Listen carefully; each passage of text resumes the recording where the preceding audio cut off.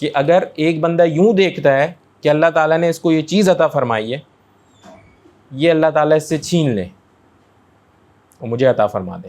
یا یہ اس سے چلی جائے، یہ بھی ایسا ہو جائے جیسا میں ہوں، یا کوئی اس طرح کی سوچ کرتا ہے، تو یہ کس درجے میں آتی ہے؟ یہ حسد میں آتی ہے، اور یہ حرام ہے۔ کسی کے بارے میں یہ سوچنا اور اس طرح سے خیال لانا دل میں، یہ جائز نہیں ہے کہ اس کی یہ چیز اس سے چھن جائے، یہ حسد ہے۔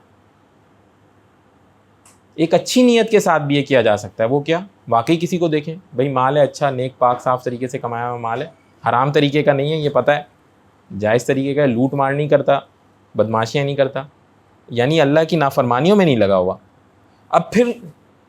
یوں خواہش کی جائے کہ اللہ آپ نے اس کو عطا فرمایا ہے، یا اللہ آپ مجھے بھی عطا فرما دیجیے۔ اب یہ رشک،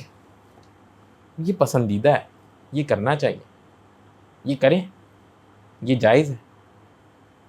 اور حسد کرنے والا اپنی نیکیوں کو جلا دیتا ہے۔ چنانچہ اللہ تعالیٰ اس کے ساتھ آخری حصے میں آیت کے بتاتے ہیں، اور اللہ سبحانہ تعالیٰ سے ان کا فضل مانگو، بجائے یہ ان سارے چکروں میں پڑنے کے اللہ تعالیٰ کے سامنے ہاتھ اٹھائیں اور اللہ تعالیٰ سے فضل مانگیں، یا اللہ فضل فرما دیجیے، اللہ فضل فرما دیجیے، مجھے عطا فرما دیجیے۔ چنانچہ ایک حدیث میں آتا ہے، حضرت ابو ہریرہ رضی اللہ عنہ سے روایت ہے کہ رسول اللہ صلی اللہ علیہ وسلم نے فرمایا، ہمیشہ اپنے سے غریب کو دیکھو اور اپنے سے امیر کی طرف نہ دیکھو، اور یہ اس کے لیے زیادہ مناسب ہے، اس لیے کہ تم اللہ تعالیٰ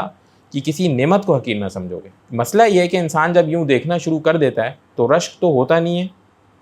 چانسز وہ حسد کی طرف چلے جاتے ہیں، اور اپنی نعمتوں کے اوپر ناشکری والا سلسلہ شروع ہو جاتا ہے، اپنی نعمتوں کے اوپر ناشکری والا سلسلہ ہو جاتا ہے۔ مطلب آج اگر ہم ذرا غور و فکر کریں نا،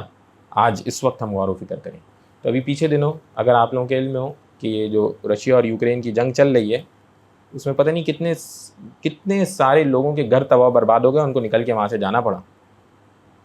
ادھر جو ہمارا برے سے برے حال میں بھی جو بندہ رہ رہا ہے،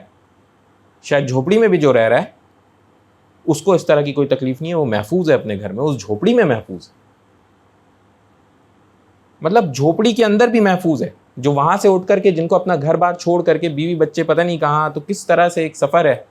یہ کس قدر مصیبت و اذیت والا کام ہے، کرنا پڑ رہا ہے۔ تو دیکھنے کو دیکھا جائے تو ہم حالات میں بہتر، پھر اپنے ہی پاس نظر دوڑا لیں، خدا نہ خواستہ کوئی ایسی سچویشن نظر آ جائے گی کہ وہ بندہ ہم سے کم تر ہے، تو نبی کریم صلی اللہ علیہ وسلم نے فرمایا اپنے کم والے کو دیکھو تاکہ اللہ کا شکر ادا کرو۔ اور قرآن کی ایک آیت ہے، جو شکر ادا کرتا ہے اللہ تعالیٰ اس کی نعمتوں میں اضافہ فرماتا ہے، جو کفر کرتا ہے اللہ تعالیٰ کی نعمتوں پہ ناشکری کرتا ہے، تو اللہ تعالیٰ خود کہتے ہیں کہ اللہ کا عذاب شدید ہے، چانسز ہیں وہ کمی ہوتی چلی جائیں گی، بڑھنے کا نام نہیں ہوں گی۔ شکر بجاتا لائے گا، کوئی پتہ نہیں وہ بڑھنا شروع ہو جائے۔